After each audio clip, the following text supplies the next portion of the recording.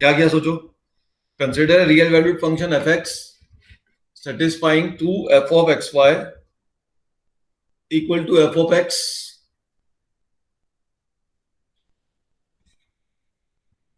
to f of xy is equal to f of x की power y plus f of y की power x for every x belong to real number, मतलब x को कोई भी real number ले सकते हो। f of 1 आपको a दिया हुआ है, f of 1 आपके पास a है, मतलब इसका आपको यूज करना है क्वेश्चन के अंदर और ये प्रूफ करना है।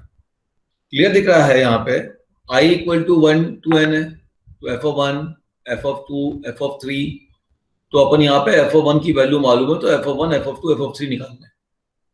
लेकिन यहाँ पे तो इनपुट केवल से एक ही वेरिएबल है, एक ही इंडेक्स है, तो यहाँ पे दो दिख रहे हैं x और y, तो इन दो वेरिएबल को पहले एक वेरिएबल में कन्वर्ट करो। याद करो पिछली क्लास में ऐसे क्वेश्चन लिए थे, दो वेरिएबल में दिख रहा था क्वेश्चन, तो हमने उसको सिंगल वेरिएबल में कन्वर्ट कर दिया। अब इसके लिए आप यूज करेंगे इस कंडीशन का कि f of 1 हमारे पास a है, तो एक काम करता हूं, let us put here y equal to 1, y equal to 1 करती f of 1 मिल जाएगा और यहाँ पर सिंगल वेरिएबल मिल जाएगा। So now you have twice f of x is equal to f of x की power y is 1 plus f of 1 की power x। So twice of fx is equal to, अब ये देखो क्या हो गया, twice of fx equal to fx plus f of 1 कितना है तुम्हारे पास, a की पावर x, उधर भेज दो। सो fx is equal to a की पावर x। अब तो काम खत्म हो गया, f of x आ गया a की पावर x, तो a की पावर i लिखो, सॉल्व कर दोगे क्वेश्चन। तो अगर डबल वेरिएबल है तो एक वैल्यू पुट करके, डबल वेरिएबल है तो एक वैल्यू पुट करके आप अगर उसको सिंगल वेरिएबल में कन्वर्ट कर लो तो फिर सॉल्व कर लो। इस क्वेश्चन में मैं एक और केस दे रहा हूं। First you to prove that f of x plus f of 1 minus x is equal to 1, और ये सेकंड केस है उसका। चलो करो। F x equal to a की पावर एक्स, सॉल्व करते जाओ फटाफट तेजी से।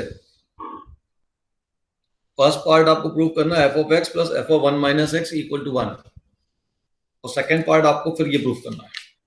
देखो ध्यान से, अब यहां पे क्या करोगे, अब इसको सॉल्व कर लो। ए की पावर एक्स, ये तो एज इट इज आएगा, ए की पावर एक्स अपॉन ए की पावर एक्स प्लस रूट ए, प्लस इसे हम लिखेंगे a डिवाइडेड बाय a की power x, a divided by a की पावर x प्लस रूट ए। ठीक है, एलसीएम ले लेता हूं, ये हो जाएगा a की पावर x अपॉन a की पावर x प्लस रूट ए, प्लस तो एलसीएम का a की पावर x कट जाएगा, तो ऊपर बचेगा a और नीचे बचेगा, ध्यान से देखना, a plus under root a into a की पावर एक्स।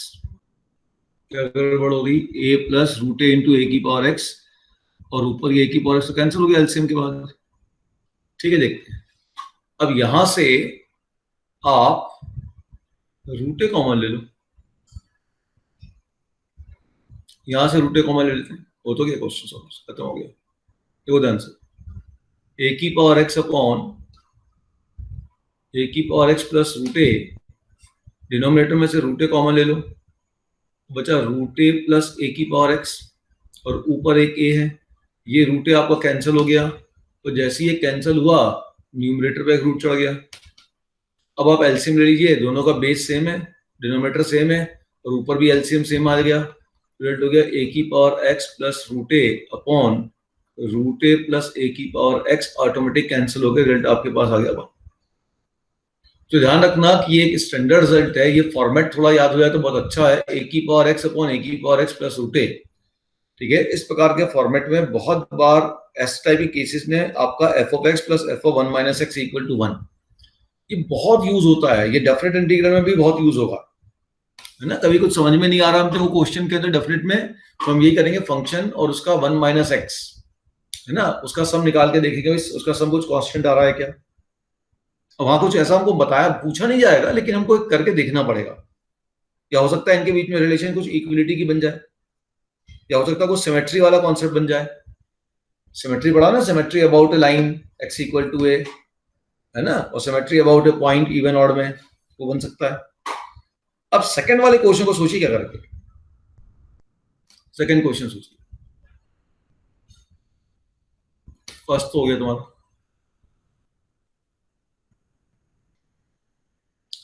सेकंड क्वेश्चन का जो सिग्मा है इसको थोड़ा ओपन कर लें अपन, तो ये हो जाएगा आपके पास, this will be equal to twice f of 1 upon 2 की पावर n प्लस 2 तो बाहर निकल जाएगा, देखते हैं अभी, twice f of 2 upon 2n plus twice f of 3 upon 2n, and this will continue up to twice f of 2n minus 1 upon 2n। तो ठीक है, 2 का तो कोई खास यूज नहीं रहा, 2 तो बाहर निकाल लीजिए। अब आपके पास ये बचा f of 1 upon 2n और ये टर्म बचे f of 2n minus 1 upon 2n। ध्यान से देखिए, जैसे ही इस 2n को यहां पे डिवाइड करूंगा, ध्यान से देखना, आखिरी टर्म को लिख रहा हूं मैं, आखिरी टर्म पे सब लोग कंसंट्रेट करो। जैसे ही इसको 2n से डिवाइड करूंगा तो 2n से 2n कैंसिल, 1 आया, 1 माइनस 1 अपॉन 2n, तो पहला टर्म है f of 1 अपॉन 2n, तो ये आपके पास हो गया x, तो ये हो गया 1 माइनस एक्स। ध्यान से देखो, ये हो गया x, तो ये हो गया 1 माइनस एक्स, और f ऑफ x और f ऑफ 1 माइनस एक्स का सम कितना होता है 1, तो इसका और इसका सम 1 हो जाएगा। अब इसका अगला टर्म देखता हूं, अगला टर्म मान लीजिए आपके पास है f ऑफ 2 अपॉन 2n, और इसका पिछला टर्म देखता हूं, पिछला टर्म क्या होगा, f ऑफ 2n माइनस 1 के पहले क्या होगा, f ऑफ 2n माइनस 2, तो फिर इसको डिवाइड करूंगा तो 1 माइनस 2 अपॉन 2n हो जाएगा। बोलो, ये बीच के टर्म आता है। तो एक चीज समझ में आ गई कि ये जो ब्लू वाला टर्म लिखा है मैंने पहले और एंड वाला, उसका सम 1 हो जाएगा। सेकेंड, उसके पहले वाला जो ब्लैक वाला लिखा है उसका सम 1 हो जाएगा। ऐसा मतलब स्टार्टिंग से और एंडिंग से जो टर्म होंगे उसका सम 1 होते जाएगा। समस्या कहाँ आएगी, समस्या आएगी मिडिल वाले टर्म पे। अब आप सोचिए कि मिडिल वाले टर्म पे क्या होगा, मिडिल टर्म कौन सा होगा, पहले तो वो सोचिए, इस सीरीज का मिडिल टर्म कौन सा होगा, और उस मिडिल के अगल बगल वाला टर्म कौन से होंगे, वो आपको सोचना पड़ेगा। मैंने आपको स्टार्टिंग हिंट बता दिया कि कैसे अपने को अप्रोच करना है। अब आप ये सोचो कि मिडिल वाला टर्म कैसा, 1 2 3 4 अप टू 2n माइनस 1 का मिडिल टर्म कौन सा होगा। जैसे 1 2 3 है तो इसका मिडिल टर्म कौन सा हुआ, 1 प्लस 3 अपॉन 2, ये 2 आ गया।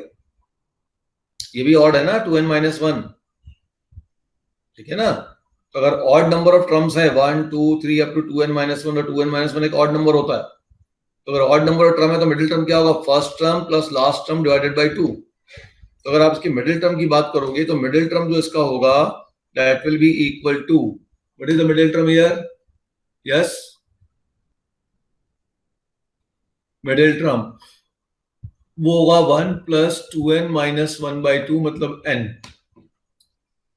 तो इसका मतलब ये जो पूरी सीरीज होगी वो आपके पास बन जाएगी, सोचो, पहला और आखिरी तो ठीक है, फिर से लिख देता हूं, 1 upon 2n, f of 2 upon 2n, और लास्ट में लिख दिया f of 1 minus 2 upon 2n, f of 1 minus 1 upon 2n, ठीक है। अब इसका मिडिल टर्म लिखो, dot dot dot dot dot plus middle term क्या हुआ इसका, f ऑफ कितना आया n अपॉन 2n, और मिडिल टर्म का अगला टर्म भी लिखो।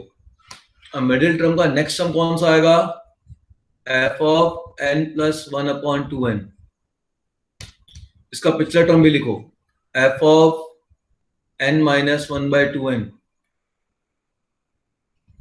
ये बना।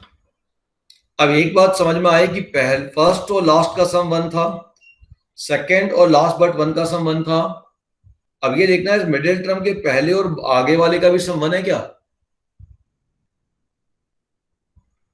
इसका और इसका सम 1 है क्या, ये अपने को देखना है।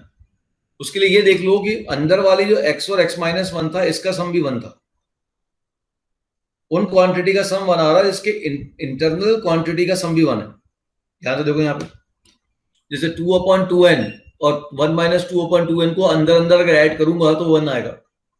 इस 1 से आंसर 1 नहीं है, लेकिन ये चीज थोड़ी सी अपने को यहाँ पे काम कर जाएगी, या 1 माइनस के फॉर्म में लिख लो आप। तो अगर आप इसके इंटरनल चीजों को ऐड करोगे तो आपके पास देखिए, ठीक है, सम 1 मिल रहा, नहीं मिल रहा, नहीं मिल रहा, 1 से 1 कट गया, n + n 2n 2n/2n 1 मिल रहा है। इसका मतलब ये क्वांटिटी इस क्वांटिटी का 1 - x है। भाई लिख सकते हो, देखो आप क्या लिख सकते हो इसको, this is equal to nothing but f of 1 - n - 1/2n। दो एलसीएम देखो क्या आ रहा है, 2n - n + 1 हो गया n + 1।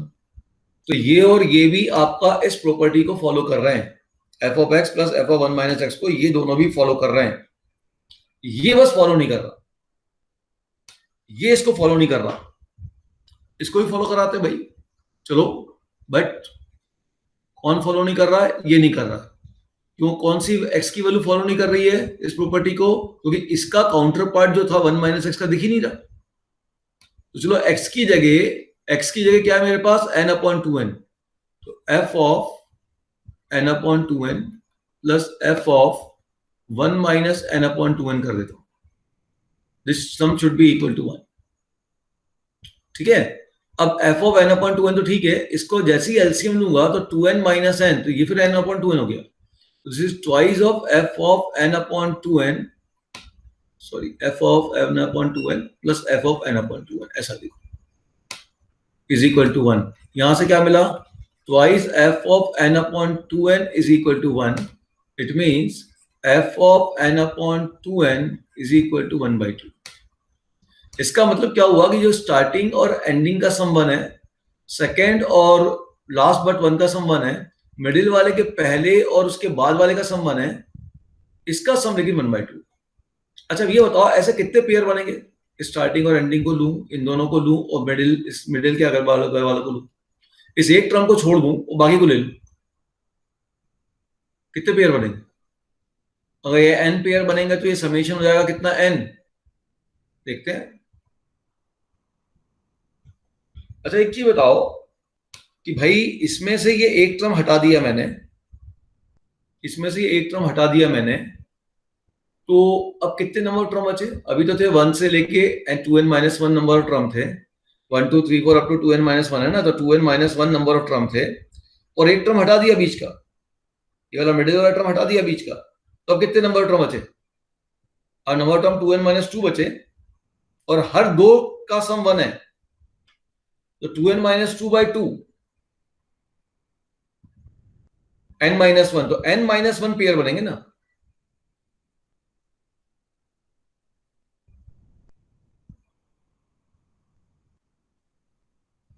भाई ये टर्म हटा चुका हूं ना, ये ऐड थोड़ी किया है, ये तो मैंने इसके बीच वाले टर्म को अलग कर दिया है। तो 2n - 1 में से एक टर्म कम कर दिया तो 2n - 2 बचे, और मैंने दो दो को पेयर किया है तो उसको आधा कर दिया तो n - 1। तो ये जो समेशन आना चाहिए वो आना चाहिए 1 + 1 + 1, 1 कितने टाइम्स, n - 1 टाइम्स, प्लस, और ये जो समेशन आना चाहिए ये जो मिडिल टर्म वाला वो है 1/2, हो गया n - 1 + 1/2, एलसीएम ले लेता हूं, एलसीएम हो गया 2, और ये हो जाएगा 2n - 2 + 1, तो अगेन 2n - 1। और देखो आंसर कितना ब्यूटीफुल आंसर है, अगर ध्यान से देखो तो बेटा जितना लास्ट समेशन जा रहा था ना, उस समेशन को 2 से डिवाइड कर दो आंसर।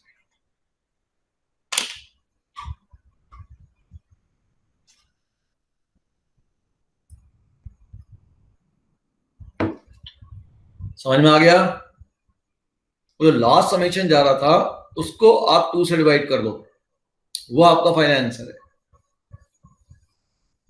ठीक है, तो इस टाइप का अगर कोई भी क्वेश्चन इस प्रॉपर्टी को फॉलो कर जाता है, f of x plus f of one minus x equal to one, और उसको सम करना अपने को, तो मैक्सिमम क्वेश्चन का आंसर वही होता है जहां एंड होता है ना, जिस पे ये एंड होता है उसको उठा के 2 से हम डिवाइड कर देते, वो हमारा फाइनल आंसर हो जाता है। क्लियर होगी बात? अब टिपिकल क्वेश्चन में कुछ और हो जाए तो अलग बात है, मैंने पूरा प्रोसीजर समझा दिया आपको, देख लो। इस प्रोसीजर में कोई डाउट है तो बताइए। इसी पर बेस्ड एक क्वेश्चन आपको दे रहा हूं, आपको घर पे उसको ट्राई करना है, नोट डाउन कर सकते हैं। क्वेश्चन बगल में लिख रहा हूं आपके लिए। So the question is f x equal to a की power 2x upon 1 minus 1 plus a की पावर 2x माइनस 1। ठीक है, then prove that first case f x plus f of 1 minus x equal to 1, और second question है आपके पास sigma i equal to 1 to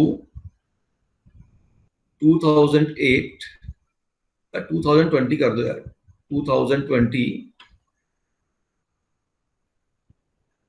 है ना, 1 टू 2020 एफ ऑफ आई। हाँ, 2 मल्टीप्लाई कर दो, बाहर है तो, और 2 रह गया पिछले क्वेश्चन में। देखो देखो देखो, ये 2 है ना, 2 पूरे समेशन में करना है ना, इसके बाहर और 2 मल्टीप्लाई हो जाएगा। इसने जो क्वेश्चन पूछा उसके बाहर भी 2 है बेटा, बाहर 2 कर देना। तो बाहर 2 करोगे तो फाइनल आंसर अब इसका बन जाएगा 2n माइनस 1। यहाँ एक क्वेश्चन का मुझे जवाब चाहिए, ये बताओ what is the fractional part of, बेटा मालूम नहीं, देखना पड़ेगा, मेरे ख्याल तो कोई नंबर आना चाहिए answer. What is fractional part of, इसका जवाब दो, what is fractional part of x plus any integer. x plus कोई भी इंटीजर का फ्रैक्शनल पार्ट क्या होगा, where n belong to integer. Yes,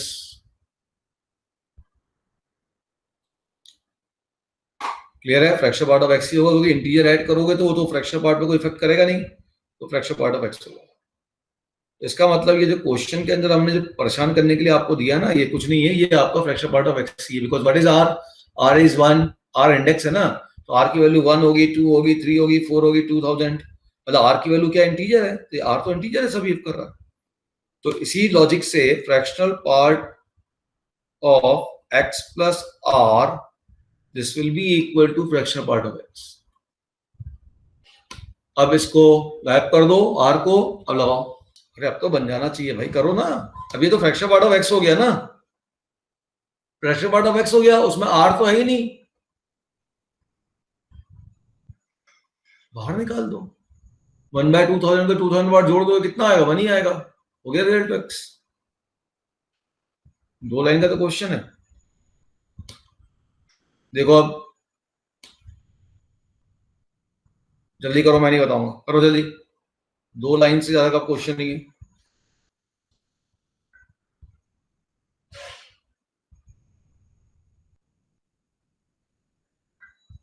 नहीं, नॉर्मल नहीं, लिखा हुआ है ना यहाँ पे, ये फ्रैक्शनल पार्ट है, मैंने बताया ये फ्रैक्शनल पार्ट है। ये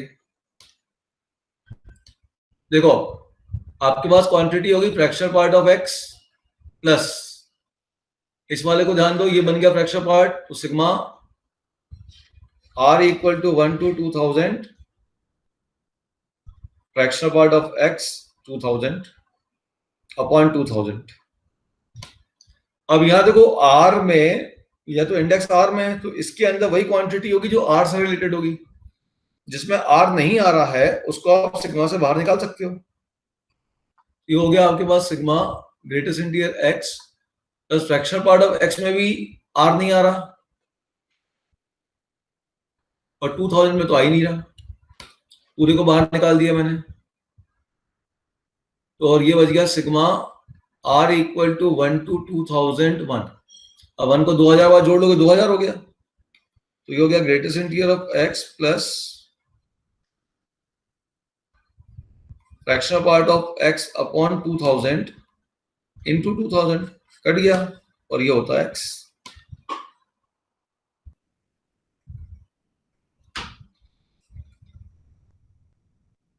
ना देखो अब ध्यान से सब लोग, यहां पे क्या हो रहा है, मैंने इस इंटीग्रल को पहले ओपन कर दिया, इसका अलग इंटीग्रल कर दिया, इसका अलग इंटीग्रल कर दिया। अब बहुत ध्यान से आप देखिए कि यहां पे अपन इंटीग्रल कर रहे हैं with respect to y, integral कर रहे हैं विद रिस्पेक्ट टू y, तो y वाला टर्म तो आप इंटीग्रल के अंदर रख सकते हैं, रखेंगे, लेकिन जो y के अलावा दूसरा टर्म है, कोई भी दूसरा टर्म जो अदर देन y है, दैट इज जैसे यहाँ पे x है, उसको बाहर निकाल सकते हैं। उसी प्रकार से यहाँ पे देखो ये भी integral with respect to y हो रहा है, तो y वाला टर्म अंदर रखिए, अदर देन y वाले को आप इंटीग्रल से बाहर निकाल सकते हैं। तो अगले स्टेप में मैंने वही किया। अब अगले पॉइंट को बहुत ध्यान से सुनना, आप इसको integral with respect to y करेंगे, ठीक है, हमें करना नहीं है, लेकिन integral with respect to y करेंगे, और जरूरत होगा तो कर भी लेंगे। Integral with respect to y करेंगे, लेकिन उसके लिए आपको एफ ऑफ y चाहिए, वही तो निकालना है। एफ ऑफ x मिलेगा तभी तो एफ ऑफ y मिलेगा। तो इसके अंदर भी ये फंक्शन को हमने इन्वॉल्व कर दिया है, लेकिन ध्यान से आप सब देखेंगे तो ये पाएंगे कि आपका y square f of y d y जो है, इस क्वांटिटी को जब इंटीग्रेट करूंगा उसके बाद y की जगह क्या पुट करूंगा, लिमिट पुट करूंगा 0 to 1। तो ये पूरा जो इंटीग्रल है, ये जो पूरा इंटीग्रल यहाँ पे जो मैंने लिख रखा है, ये पूरा इंटीग्रल ध्यान से देखिए, ये कांस्टेंट है। क्यों? इंटीग्रल करने के बाद आप उसमें y की जगह क्या पुट करेंगे, upper limit 1 minus lower limit 0। तो जब y की जगह आप 1 और 0 पुट करेंगे तो कांस्टेंट बन जाएगा। तो मैं यहाँ पे सपोज कर लेता हूं कि let capital A equal to integral 0 to 1 y square f of y d y. अभी मैं इसको इंटीग्रेट नहीं कर सकता क्योंकि मुझे एफ ऑफ वाई नहीं मालूम, एफ ऑफ एक्स मिलेगा तभी तो एफ ऑफ वाई मिलेगा। And capital B is again a constant, integral 0 to 1 y f of y d y. अब एफ एक्स क्या बना देखो, अब एफ एक्स तुम्हारे पास बन गया x plus x into capital A plus x square into capital B, ये F x बन गया, ठीक है। This is the F x. Now think how you can find, अगर ये a और b मुझे मिल जाएगा तो मेरा काम बन जाएगा। तो अगर एफ एक्स मिल गया है तो मुझे एफ ऑफ वाई भी मिल जाएगा। तो मैं इस एफ ऑफ वाई की जगह इस वैल्यू को रिप्लेस कर दूंगा, दोनों को, दोनों जगह। तो बस मुझे पावर मिलेंगी अब तो y square y q y four, और y square y q y four का इंटीग्रल करना तो आप जानते ही हो, उसको इंटीग्रल करो तो आपको दो इक्वेशन मिलेंगी, उनको सॉल्व करना पड़ेगा। चलो करो, इंटीग्रेट करो, तो क्या बनेगा देखो ध्यान से, a equal to integral 0 to 1, ये हो गया y square f of y का मतलब हो जाएगा y plus y into a plus y square into b d y. अब ब्रैकेट ओपन करके इंटीग्रेट कर देते हैं इसको, चलो पूरा यही निकाल देते हैं, 0 to 1, अब ये हो गया आपके पास y cube plus y cube a plus y की पावर 4b dy। और आप जानते हो कि इंटीग्रल ऑफ वाई एक्स की पावर n dx होता है x की power n plus 1 upon n plus 1 when n is not equal to -1। ये तो आप ऑलरेडी जानते हो, ये इंटीग्रल इतने के इक्वल होता है। चलो आप अप्लाई कर देते हैं इसको, तो क्या वाई क्यूब का इंटीग्रल हो जाएगा y की power 4/4 plus a into y की power 4/4 plus b into y की power 5/5 and limit is here 0 to 1, ठीक है। डेफिनेट इंटीग्रेशन के समय प्लस सी करने, सेपरेट कांस्टेंट को लिखने की जरूरत नहीं होती, क्योंकि 1 से भी वही कांस्टेंट मिलेगा, माइनस 0 से वही कांस्टेंट मिलेगा, कैंसिल आउट हो जाएगा। अब upper limit minus lower limit निकाल लीजिए। तो अब इसको जैसे ही सॉल्व करूंगा तो 0 से तो कुछ भी नहीं मिलेगा, सब 0 हो जाएगा। 1 से मिल जाएगा 1/4 plus a/4 plus b/5, this quantity is equal to a। तो हमें रिजल्ट मिल चुका है कि capital A is equal to 1/4 plus a/4 plus b/5। a/4 को तो भेज देता हूं, तो a माइनस a/4 कितना हो जाएगा, 4a minus a, so 3a/4 equal to 1/4 plus b/5। This is relation number 1। और एलसीएम ले लो। सिमिलरली आप b निकालिए, अब व्हाट इज बी? बी अब क्या है यहाँ पे देखो, बी आपके पास है integral 0 to 1 y f of y dx, y f of y dx dy, sorry. अब सेम वे से y की जगह रिप्लेस कर दीजिए और इंटीग्रेट कर दीजिए। f of y कितना है? y plus y a plus y square b d y. Integrate करो, सेकंड इक्वेशन निकालो, वो भी ए और बी में इक्वेशन मिलेगी, दोनों को सॉल्व कर दो, ए और बी मिल जाएगा, और जैसे ए और बी मिल जाएगा एफ एक्स मिल जाएगा। करो कंप्लीट।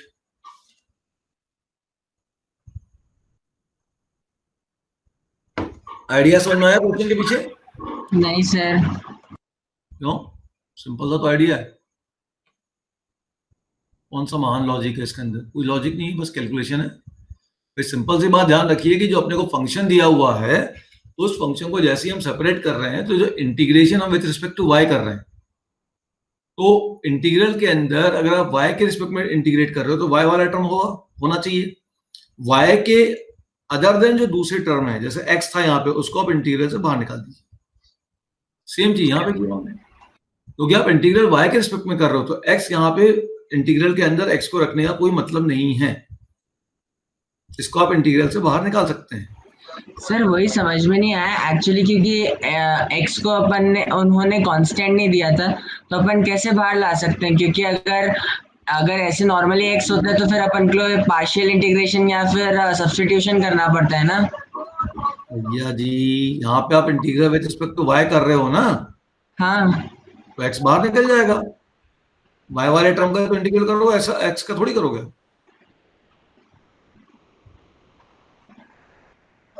सर बट कुछ क्वेश्चन ऐसे मतलब उसमें भी आ रहे थे फिजिक्स में लास्ट ईयर, तो उसके अंदर बात नहीं कर रहा हूँ, वो सब मेरे यहाँ पे मतलब, वहां पे क्या डबल वेरिएबल का कार्यक्रम है तो अलग मामला है, यहाँ पे अभी ऐसा नहीं है।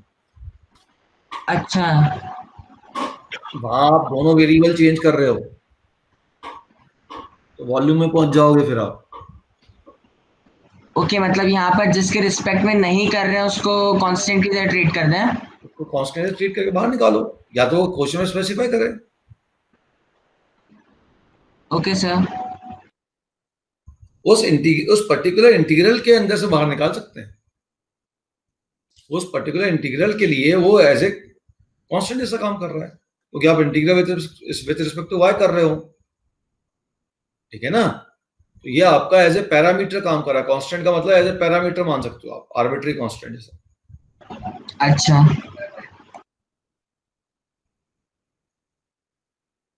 प्रोसीजर समझ में आया? हाँ सर अब आ गया। तो कोई दिक्कत ही नहीं है। इसको a मान लिया, इसको b मान लिया, क्योंकि ये इंटीग्रल के बाद जब आप लिमिट पुट करोगे तो ये कांस्टेंट वैल्यू देगा, तो इसको कांस्टेंट a मान लिया, इसको कांस्टेंट b मान लिया। अब मुझे fx मिल गया, ये जो fx मिला है इसको उठा के वापस मैंने यहाँ पुट कर दिया f of y की जगह, x को y से रिप्लेस करके, और इंटीग्रेट कर दिया, तो एक a से मुझे एक रिलेशन मिल गया a और b के बीच में। वैसे ही b से निकाल लो और सॉल्व कर लो दोनों को, ठीक है। चलो अगला क्वेश्चन देखो। एक क्वेश्चन थोड़ा सा टिपिकल, एक क्वेश्चन थोड़ा सा नॉर्मल, ठीक है ना। चलो साइड में देता हूं।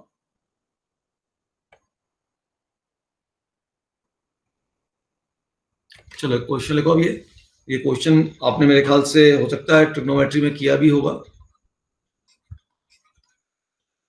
नहीं किया तो प्रोसीजर समझो उसका।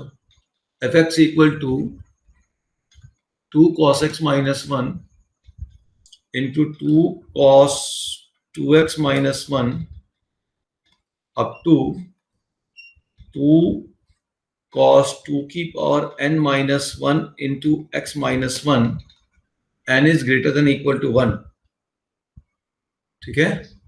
देन फाइंड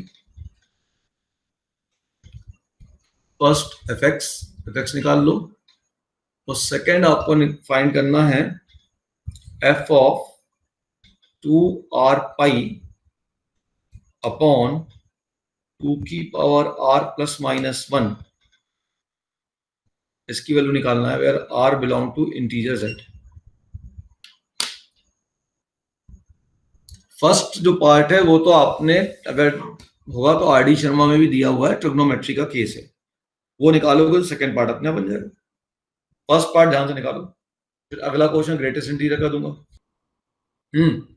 कैसे स्टार्ट करोगे anyone? How we should start, that is the main thing. इस क्वेश्चन में और कुछ नहीं है, सबसे इंपॉर्टेंट है हाउ टू स्टार्ट। ये बात तो तुम लोग को सबके समझ में आ रही होगी कि इसमें ऐसा काम करना है कि इस क्वांटिटी से इसमें ऐसा कैलकुलेशन करना है कि इस टाइप की क्वांटिटी मिल जाए। हर पिछले ब्रैकेट को ऐसा सॉल्व करना है कि अगले वाला जैसा टर्म मिले, तो यहाँ x 2x आना चाहिए। सर लॉजिक मिल गया। सोचिए सोचिए सोचिए। हाँ, क्या Aditya saying cos x minus 1 है कि cos 2x माइनस 1 है? कौन सा cos 2x माइनस 1 है? ये 2 cos x माइनस 1 है और ये 2 cos 2x माइनस 1 है।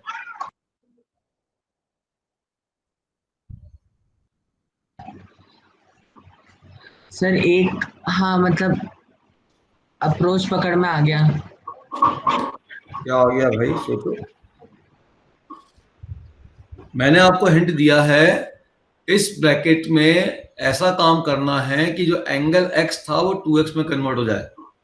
तो 2x में ऐसा काम करना है कि इसका अगला एंगल मिल जाए, तभी आप यहाँ पे एंड तक पहुंच पाएंगे। ठीक है सर, मिल गया।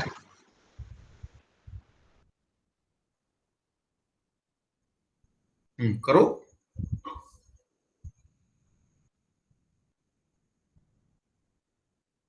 मेरे हिंट के बाद तो पकड़ में आना चाहिए। ट्रिग्नोमेट्री के फॉर्मूले दिमाग में लाइए ना।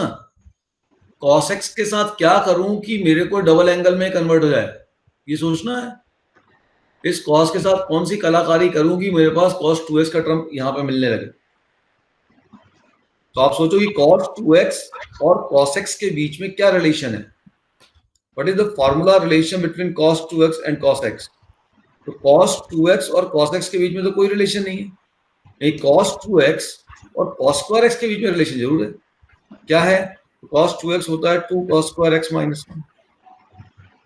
तो अगर आपको ये एंगल यहां पे लाना है, ठीक है, तो यहाँ पे cos स्क्वायर का टर्म चाहिए, तो इसका मतलब cos वाले टर्म से मल्टीप्लाई करना पड़ेगा।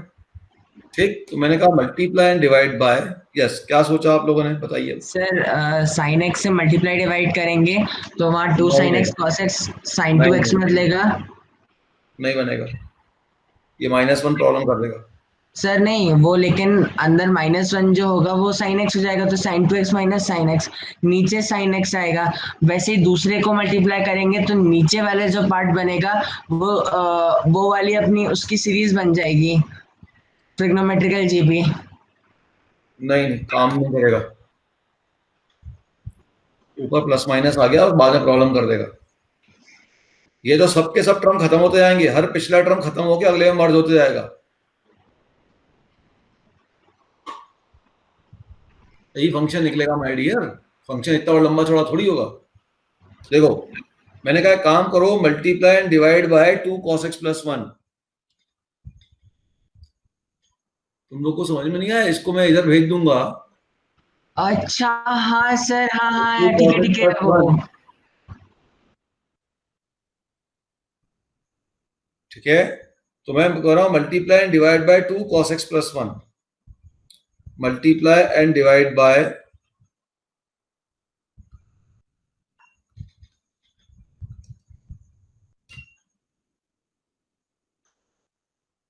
अच्छा, कोई बताएगा इससे क्यों मल्टीप्लाई कर रहा हूं? सर क्योंकि उससे 2 cos स्क्वायर x प्लस 1 बन जाएगा, फिर वहां से अब अपने यहाँ पे पास। देखो, ठीक ठीक देखो, जब मैं इससे मल्टीप्लाई करूंगा तो cos स्क्वायर एक्स मुझे चाहिए भाई, cos 2x लाना ना अगले टर्म में।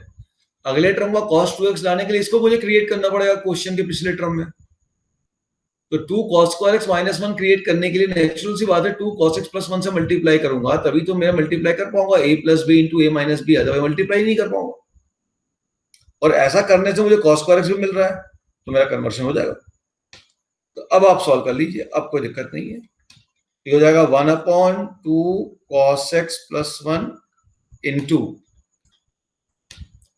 अब ये आपके पास हो जाएगा 2 cos x प्लस 1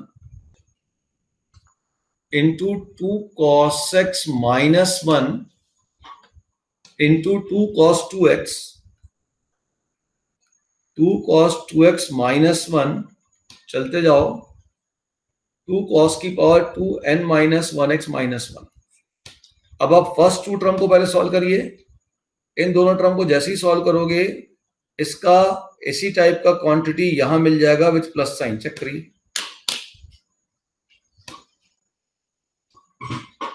और क्या क्वेश्चन में रिक्वायरमेंट है वो इंपॉर्टेंट हो जाता है।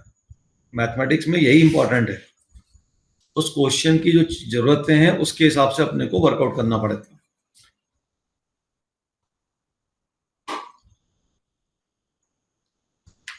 मैं बस आपको बता दे रहा हूं फंक्शन क्या आएगा। सॉल्व करने के बाद आपके बाद हर बार क्या होगा, इसको सॉल्व करोगे तो ये वाली क्वांटिटी मिल जाएगी विथ प्लस साइन। मतलब इसको सॉल्व करोगे तो इसका एंगल डबल हो जाएगा। मतलब हर बार जो यही क्वांटिटी मिलेगी विथ प्लस साइन मिलेगी और एंगल इसका डबल हो जाएगा। जब लास्ट टाइम सॉल्व करोगे तो इसका एंगल डबल हो जाएगा, तो ये बन जाएगा 2 cos की पावर 2 की पावर nx। जब इस एंगल को डबल करोगे 2 से मल्टीप्लाई करोगे तो 2 की पावर n माइनस 1 इंटू 2 की पावर 1, तो 2 की पावर n हो जाएगा। और ये -1 के हो जाएगा +1 अपॉन 2 cos x + 1। ये इस फंक्शन की वैल्यू आएगी। और तो पहले दो टर्म्स आप देखोगे तो लास्ट टर्म पकड़ में आ जाएगा क्या करना, क्या होना है। अब उसके बाद ये वाला कैलकुलेशन आप करना, बहुत बढ़िया कैलकुलेशन है। कैसे सेंस करोगे वो इंपॉर्टेंट है। छोड़ता हूं आपके लिए, करके देखो, करके देखोगे तो मजा आएगा। How you will sense it. ठीक है, चलो अब एक अगला क्वेश्चन लेता हूं।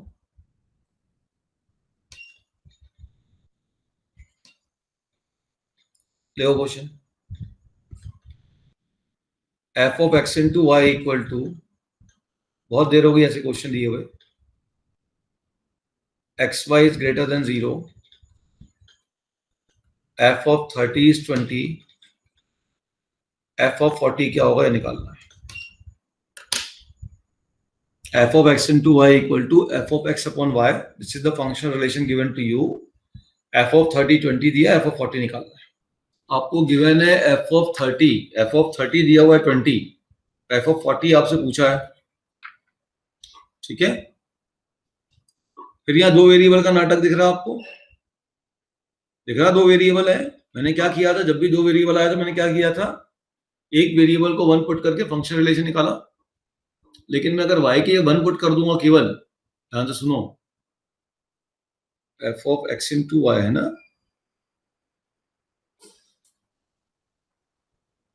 f of x into y equal to this much। ठीक है, देखो अगर मैं y के 1 पुट कर दूंगा तो f of x equal to f of x आ जाएगा, तो कुछ कर ही नहीं पाओगे। तो एक बात समझ में आ गई, y के 1 नहीं पुट करना, x के 1 पुट कर सकते हो आप, उसमें प्रॉब्लम नहीं है।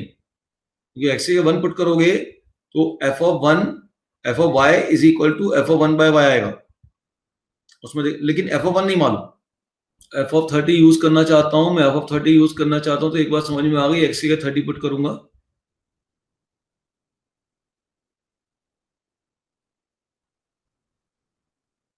तो उससे क्या होगा, y के 1 थोड़ी पुट कर सकता हूं, नहीं। तो मैं x के 1 पुट करूंगा, y के 30 पुट करूंगा। Let us put x equal to 1 put करूंगा तो f of 1 आएगा। ठीक है, देखता हूं x इक्वल टू 1, ठीक है, x equal to 1 and y equal to 30। ध्यान देना, मैं उल्टा नहीं कर सकता। उल्टा करने पे मैं अगर x के 30 पुट करूंगा और y के 1 पुट करूंगा तो f of 30 equal to f of 30 मिल जाएगा, तो उससे आपको कुछ नहीं मिलने वाला।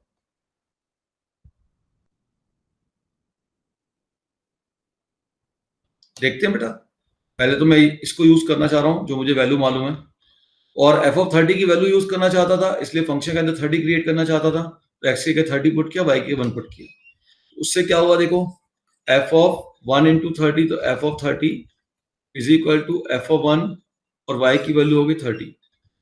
तो f of 1 की वैल्यू आ गई 30 इंटू एफ ऑफ 30 20, तो एफ ऑफ 1 इतना आ गया। अब एफ ऑफ 1 मिल गया है और एफ ऑफ 30 भी मालूम है, ठीक है। अब मुझे एफ ऑफ 40 निकालना, अब क्या करूं सोचो। ये तो 600 मिल गया, अब क्या करूं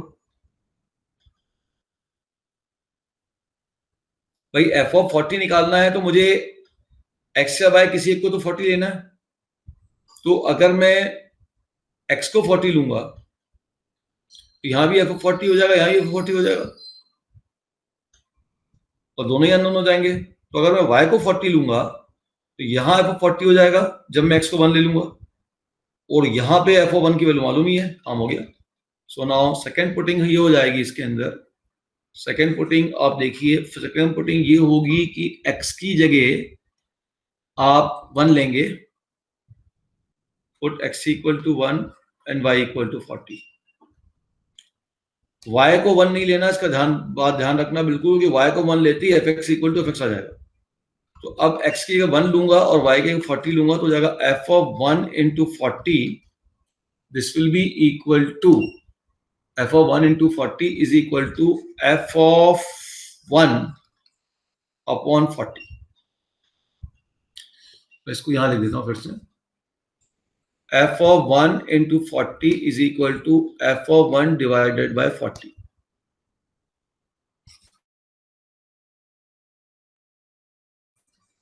ठीक, अब f of 40 हमें निकालना है, और f of 1 कितना मिल चुका 600 अपॉन 40, तो 15 चौके 60, 15 आंसर। इतना सिंपल क्वेश्चन है, लेकिन देखिए उसको पुटिंग को पकड़ना आपको कि कौन सी चीज पुट करने पे काम बनेगा मेरा, क्या पुट करूंगा जिससे कि मेरा काम बन जाएगा। ठीक है, क्वेश्चन सिंपल है, बस ये है कि आपको जो रिक्वायरमेंट है वो जो गिवन क्वांटिटी है उसको ऐसा पुट करें कि हमारा काम हो जाए, वो आपको थोड़ा सा प्रैक्टिस करना है। चलिए अगला क्वेश्चन लेता हूं, फिर एक थोड़ा नया क्वेश्चन, दिमाग थोड़ा सा उसमें बढ़िया से घूमेगा। समझना इस क्वेश्चन को, बहुत बढ़िया क्वेश्चन है। If fx is a polynomial, fx is polynomial of degree 6। क्या डेली के एक ना एक बार ये गड़बड़ करता आ गया ना, सब दिख रहा है सबको, स्क्रीन प्रेजेंट करने की जरूरत तो नहीं है। स्क्रीन कर रहा हूं, फिर ये पूरा ड्रॉप आउट हो गया, ये जानबूझ के हरकत कर रहा है मुझे लग रहा है ये।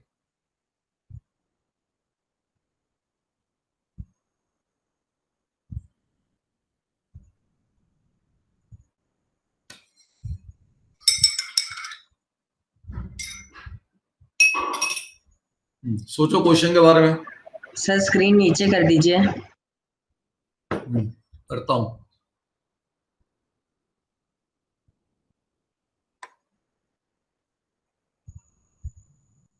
नीचे आते एक तो राइटिंग बड़ी मजेदार हो जाती है, वैसी मजेदार है मेरी राइटिंग। 6 डिग्री पोलिनोमियल है माय डियर, बच्चे ये गलती करते हैं इसमें। 6 डिग्री का पोलिनोमियल है ये। सर ठीक है, फिर पूरा सॉल्व करते हैं। पूरा सॉल्व करिए।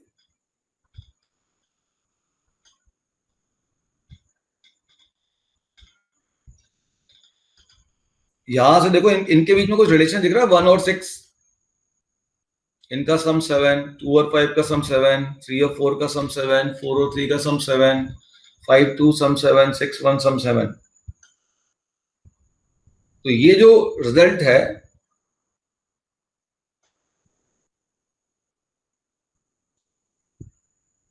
ये अगर ध्यान से देखा जाए तो 6 जो हो जाएगा दैट इज 7 माइनस 6। इसके 1 के टर्म में लिखना ना, फंक्शन को तो अंदर के इनपुट के टर्म में लिखना है। तो एफ ऑफ 1 को आप लिखो 7 माइनस 1, एफ ऑफ 2 को लिखो 7 माइनस 2, उसी प्रकार से एफ ऑफ 6 को लिख दो 7 माइनस 6। तो एफ ऑफ एक्स आपके पास दिख गया 7 माइनस एक्स, नमन यहां तक पहुंच गया था मतलब। अब इसके बाद नमन ने बोला कि अरे सर काम खत्म, एफ ऑफ 7 की वैल्यू हो गई 7 माइनस 7 विच इज 0। ये गलत हो गया। क्यों?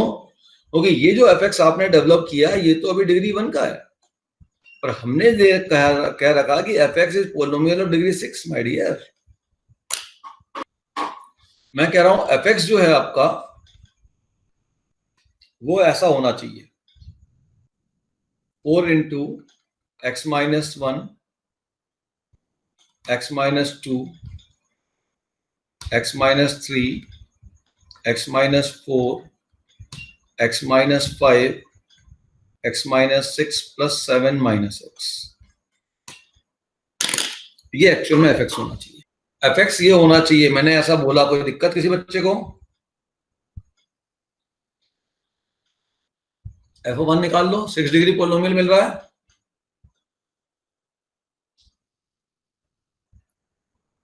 देखो ना 6 डिग्री पोलिनोमियल है नहीं है, नहीं कि नहीं है, और तो प्लस कर दिया 7 माइनस एक्स।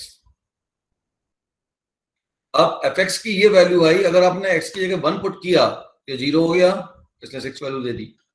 x की जगह 2 पुट किया तो ये आपका पूरा ये 0 हो गया, इसने वैल्यू आपको 5 दे दी, पूरा एंड तक पहुंच गए। अब आपको पूछा एक्चुअल में इस पूरे रिलेशन को सेटिस्फाई करने वाला ये फंक्शन है।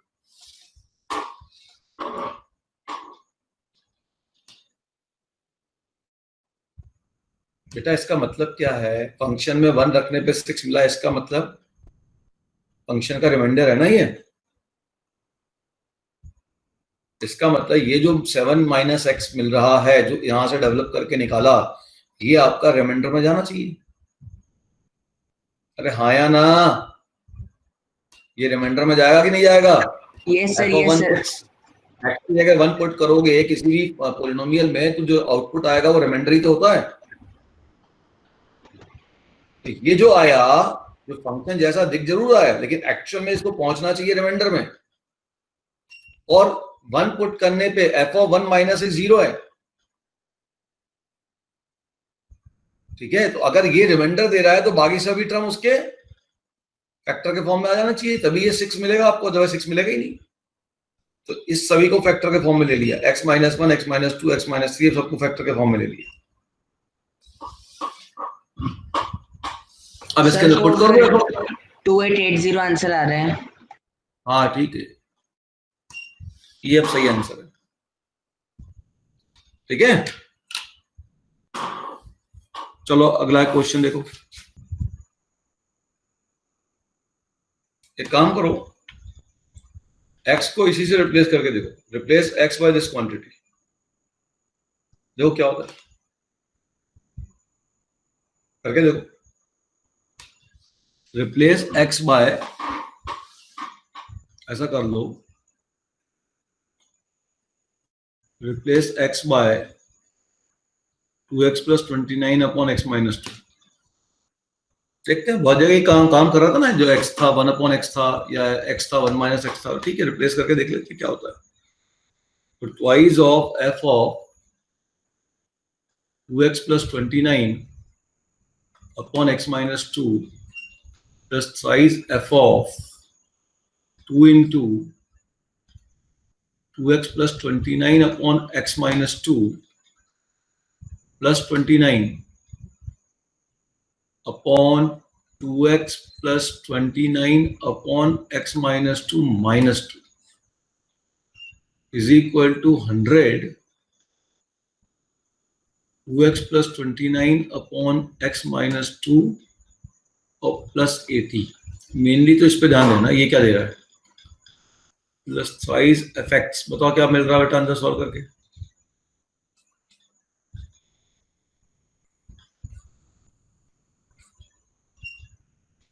एलसीएम ले लो, ये कट जाएगा, यहां हो जाएगा 4x और plus 29x, 4x plus 29x 33x, 2 into 29 हो गया 58 माइनस दिस कट गया। ठीक है, यहां पे एलसीएम ले लो, यहाँ पे जैसे एलसीएम ले 2x कर दिया, ये 33 बचा, आ गया बच्चे 100 200x प्लस 80x, तो 280 और 100 माइनस दिस, निकालो अब इसको, क्या ऐसी रहने तो बाद में करते रहना उसको, प्लस माइनस करना।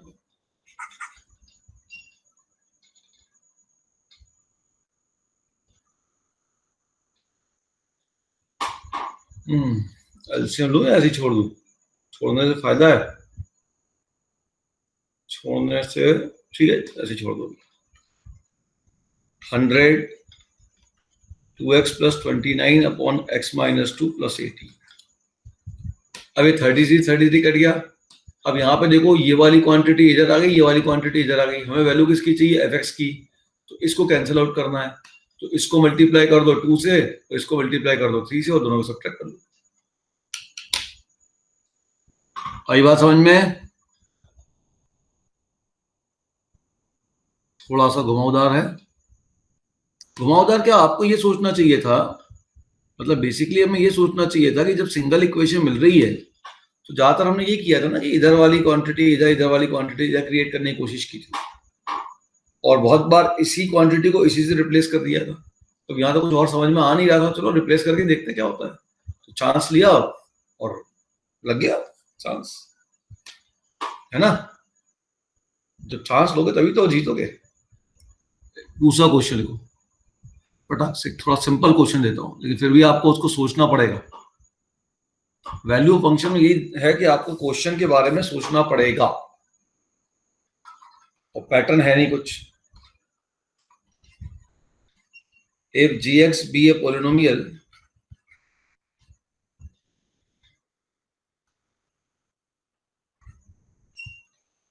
such that g of x into g of y equal to g of x plus g of y plus g of xy minus 2 for every xy belong to real number and g of 2 equal to 5, then find g of 3। ये question जिस question से relate होगा, ये question किसी question के format में जाएगा, convert होगा। वो फॉर्मेट अपन ने ऑलरेडी करा हुआ है। और सोचिए क्वेश्चन किस फॉर्मेट में जा रहा है। मेरे पास वैल्यू नहीं लिखी है भाई, लेकिन G3 2 शायद नहीं होगा। G3 एक G2 5, G2 5 तो 2 स्क्वायर नहीं। पहले फॉर्मेट ढूंढो, कौन सा फॉर्मेशन बन रहा है ये। Gx एक पोलिनोमियल है, कोई पोलिनोमियल का फॉर्मेट बताया था मैंने? बच्चे पुरानी क्लास को रिवाइज नहीं करोगे तो काम कैसे चलेगा। मैंने आपको बताया था कि अगर fx कोई पोलिनोमियल है और ये इस रिलेशन को सेटिस्फाई करता है, f of x into f of y is equal to f of x plus f of 1 by y, तो ऐसे किसी पोलिनोमियल, कोई भी पोलिनोमियल इस रिलेशन को सेटिस्फाई करेगा। तो मैंने बताया था fx की वैल्यू होनी चाहिए 1 प्लस माइनस x की पावर n। तो बहुत ध्यान से अगर आप वॉच करोगे तो ये क्वेश्चन वही है। यहाँ पे f की जगह पर g लिखा हुआ है, पोलिनोमियल का प्रोडक्ट, उनका सम, प्रोडक्ट और उनका सम। बोले सर यहाँ तो सर x और y था, और यहाँ 1 अपॉन y होगा, 1 अपॉन y ऐसा ही था ना, 1 अपॉन y कुछ था, ठीक है, या 1 अपॉन x होगा, सॉरी 1 अपॉन x। बोले सर यहाँ तो आपके पास x और 1 अपॉन x था, लेकिन यहाँ तो x और y है। ठीक है, y को हम 1 अपॉन x बना सकते हैं, उसमें कोई दिक्कत नहीं है, और बनाना भी चाहिए, क्योंकि यहाँ x इंटू वाई दिख रहा है, और g ऑफ 2 की वैल्यू मालूम है, g ऑफ 1 की नहीं मालूम है। कोई बात नहीं, बनाएंगे, ठीक है। तो यहाँ पे अपन देख सकते हैं कि अगर मैं y की जगह 1/x रख दूंगा तो ये 1 बन जाएगा और यहाँ पे आपके पास ये वाली क्वांटिटी बनेगी। तो ये क्वेश्चन हो सकता है इसके अंदर चेंज हो जाए। ये याद होना चाहिए, जब भी पोलिनोमियल आ जाए और ऐसा कुछ फॉर्मेट दिख रहा है, प्रोडक्ट ऑफ पोलिनोमियल और sum of polynomial, product of polynomial, sum of polynomial, तो एक बार तो इस पे चांस लेना है और ऑब्जेक्टिव में इसके होने की संभावना बहुत ज्यादा है। अब इसको कैसे अप्रोच करोगे? प्रॉब्लम ये है कि मुझे क्लियर दिख गया y की 1/x रखना है, तभी फॉर्मेट मिलेगा। तो मैं इसी को ध्यान में रखते हुए आगे अप्रोच करता हूँ। Let us put y equal to 1/x। y की 1/x रखते ही मुझे क्या मिल गया? g ऑफ x मिल गया, g ऑफ 1/x मिल गया, equal to g of x plus g of 1/x और प्लस g ऑफ 1 माइनस 2। लेकिन अब नई प्रॉब्लम खड़ी होगी, बोले क्या? g ऑफ 1 तो मालूम ही नहीं है। क्या मालूम है सर? g ऑफ 2 मालूम है। आप क्या करें सोचो। तो इस इक्वेशन में अब आप कुछ नहीं कर सकते, वापस ओरिजिनल इक्वेशन में जाइए। g ऑफ 2 मालूम है और g ऑफ 1 निकालना है। तो एक काम करता हूं, x के 1 और y के 2 रख देता हूं।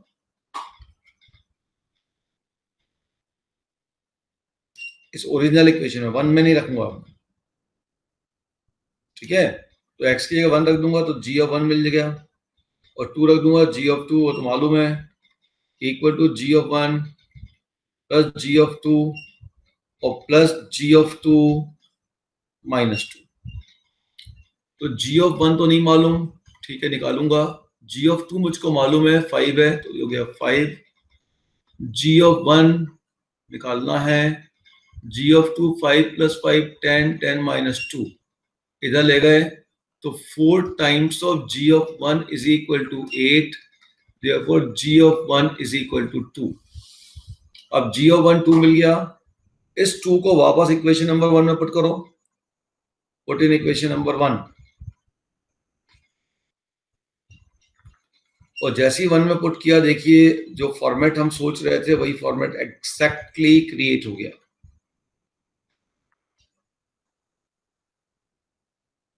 +2 -2 कैंसल और ये आ गया। अब इस gx को सेटिस्फाई करने वाला फंक्शन होगा 1 प्लस माइनस एक्स की पावर n।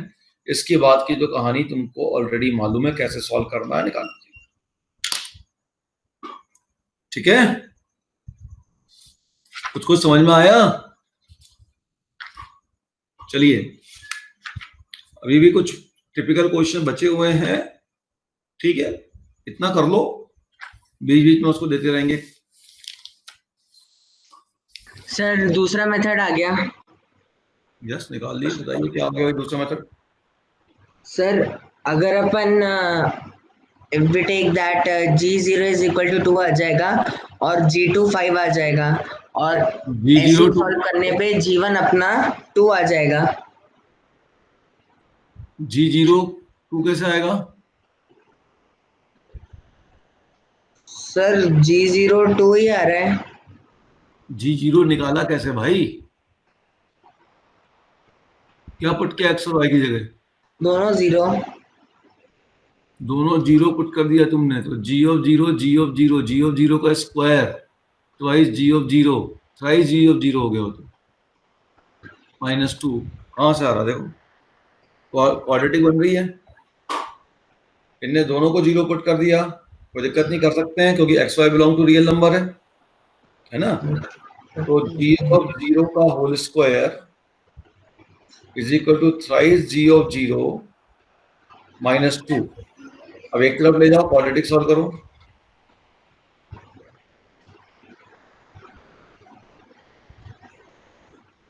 और इसके फैक्टर बना लो। क्या फैक्टर बन रहा है? एक तो 1 बन गया और एक 2 बन गया। हाँ सर। अब g ऑफ 0 1 नहीं होगा, ये कैसे प्रूफ करोगे?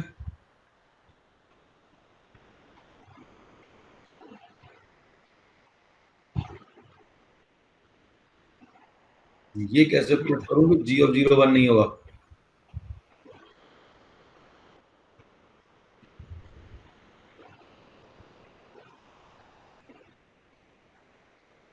कंडीशन है?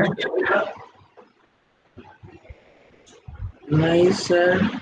2 केस लेने पड़ेंगे आपको, 2 केस पे जाना पड़ेगा। अगर 001 नहीं है, ऐसा आप कुछ कर पाओ तो ठीक है, अदरवाइज तो 2 केस लो। सर कैसे प्रोसीड करेंगे फिर इससे, मतलब? ये जो स्टैंडर्ड पैटर्न है वो समझ में आता तो कोई दिक्कत नहीं है ना? स्टैंडर्ड पैटर्न को पकड़ो। अब ये 2 केस लेके देखना आप, 2 से अगर क्या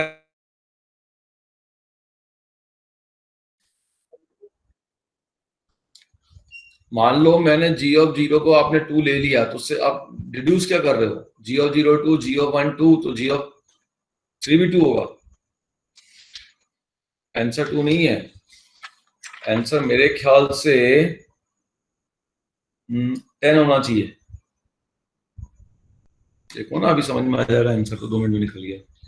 g ऑफ 2 5 दिया हुआ है, पुट 2, माइनस तो हो नहीं सकता, 2 की पावर n, तो 5 इज इक्वल टू 1 प्लस 2 की पावर n, तो n की वैल्यू हो गई 2, तो gx फंक्शन बन गया 1 प्लस एक्स स्क्वायर, तो g ऑफ 3 की वैल्यू हो जाएगी 1 प्लस 3 स्क्वायर। तो तुमने सोचा वो ठीक सोचा, उसमें कोई दिक्कत नहीं है, लेकिन उसके बाद हमारा मामला अटक गया कि भैया g ऑफ 0 2, g ऑफ 3 2। भाई कोई ऐसा पॉलिनोमियल मिल सकता है कि जिसकी अलग अलग जगह पे वैल्यू सेम आ रही हो? इसका कहने का मतलब क्या हुआ कि g ऑफ 0 भी 2 है, g ऑफ 2 5 हो गया, इधर ले गए 4 हो गया, सो 4 इक्वल टू 2 की पावर n, 4 इक्वल टू 2 की पावर n इक्वल टू 2। अब n की जगह 2 वापस रख दिया, तो g ऑफ x हो गया 1 प्लस एक्स स्क्वायर। अब g ऑफ 3 चाहिए तो 3 पुट कर दो, 10 आ गया। इससे आगे इससे कोई डिडक्शन ही निकल पाएगा।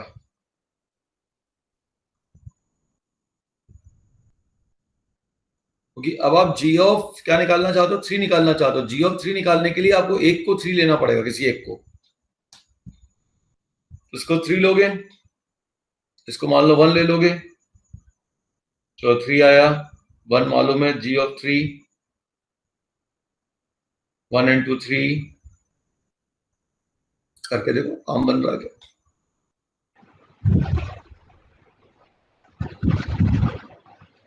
g ऑफ 1 निकल चुका है ना 2। सर क्योंकि अगर वो g ऑफ 0 की वैल्यू आ गई तो x को x प्लस वाई से सब्स्टिट्यूट कर देंगे और y को 0 से। अरे काय कर रही यार, मुझे जरूरत कहाँ पड़ रही है? आप ऐसा सोचो ना, x की जगह 1 रखता हूं और y की जगह 3 रखता हूं, जिससे काम बनेगा, लेकिन मुझे नहीं लगता। 2g ऑफ 3, x की जगह 1 तो 2, 2 से 2 कैंसिल हो गया। अब यहाँ पे आपके पास हो गया y के 3, तो g ऑफ 3 हो गया, यहाँ पे g ऑफ 3 हो कैंसिल ही हो गया, कुछ मिलेगा ही नहीं। ये फॉर्मेट बेटा एक पर्टिकुलर फॉर्मेट है, इस फॉर्मेट को दिमाग में बिठाइए, इसको याद करिए, ये इंपॉर्टेंट है।